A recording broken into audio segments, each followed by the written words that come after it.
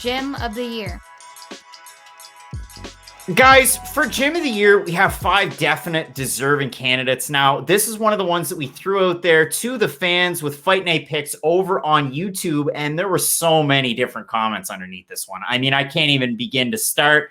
We had 44 different comments, 1,700 votes, and out of the 4 that we threw out there on the YouTube comment section, community section, 56% going City Kickboxing, 22% going AKA, 9% going Kings, 5% going Sanford, a further 9% going with the other explained below. The All-Stars popped up. There were a couple of different ones. But guys, the 5 that we have, Kings MMA, City Kickboxing, American Top Team, Sanford MMA. If you're not familiar, they rebranded. They got a deal with Sanford Health. They were Hard Knocks 365. They were other things before that. They're now Sanford MMA with Henry Hooft and Tiger Muay Thai. And guys, I got to say, the one that came up the most in the comments section for other explained below was Tiger Muay Thai. I mean, the Hickman brothers and everybody involved over there, Fazeev, you name it, that gym has continued to make strides. It's a destination for so many different fighters. We saw Khalil Roundtree go over there, and then all of a sudden he's a totally new fighter. We saw Ian Heinisch train a little bit with Tiger Muay Thai. Comes back to the States and looks amazing over Gerald Mearshart. But there's a lot of gyms that are definitely deserving. John Franklin, I'm going to throw this one over to you. Again, is this one really clear-cut? How do you see this? Well, I think it's fairly clear-cut, but here's the thing that I want to talk about as the resident old head here on the panel, which is that this is not what you, with the exception of American Top Team and a little bit Kings, this is not what you would see. I mean, gone are the Jackson Winks, and gone are some of these, traditional, I mean, I live in Phoenix, the Lab and Fight Ready, like all these camps that have forever been just producing champions. I think there's sort of a new breed of gym moving in.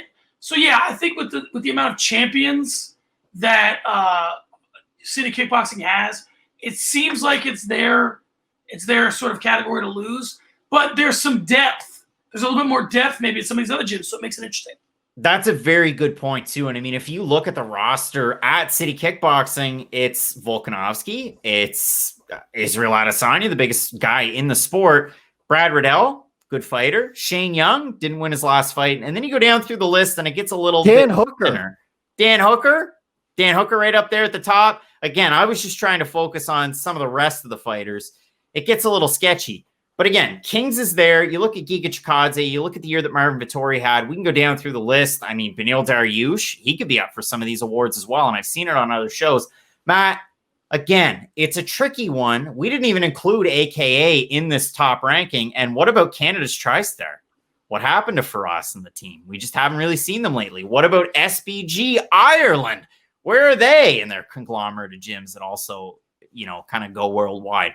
Matt, when picking this one, and I'll let you make the pick, is there really a clear-cut winner here?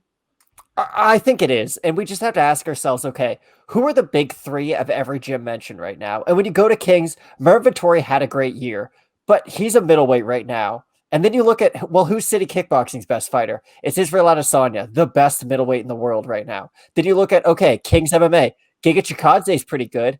Well, Alexander Volkanovski is the champion of the division that Chikadze is in. So when you just look at the top of all these divisions, City Kickboxing is either champ or they are having guys who are making their way up the divisions. Dan Hooker, he's got that fight with Michael Chandler. So he's only, 2 fights away from potentially a title shot. He's right in the mix of the elite. Brad Riddell, rumored to be fighting Gregor Gillespie. If he gets that win, he's moving right up there too. So City Kickboxing, they have the biggest star in the world. They have a guy who gets no respect, even though he's one of the best pound-for-pound fighters in the world, in Alexander Volkanovski. And they do have a steady stable of other fighters, so it's not just like they're all that top-heavy. I think it has to go to City Kickboxing this year.